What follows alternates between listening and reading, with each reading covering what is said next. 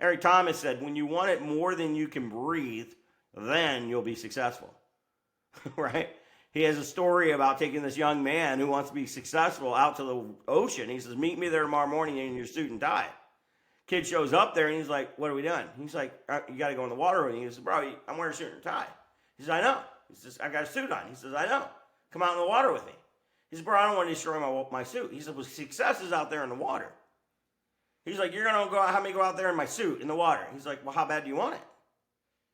So the kid walks out into the ocean with him, and he's, he grabs him and he holds him under the water and won't let him up. The kid's fighting and, biting his way, trying to get up. He's holding him down just right before he loses his last breath. He reaches, pulls him up.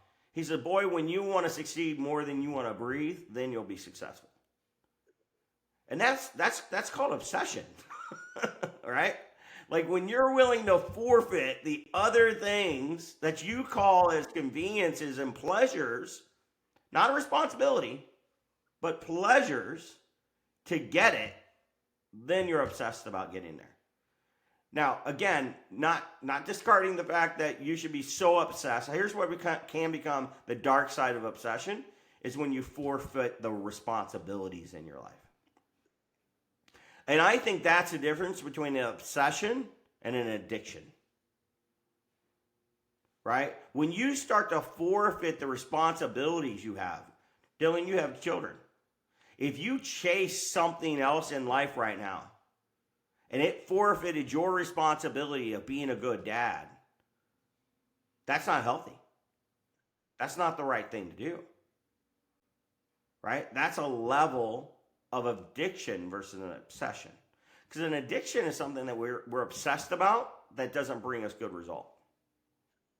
It doesn't support us. It doesn't benefit us in any way. It's just something that we've become obsessed with doing. That's not healthy.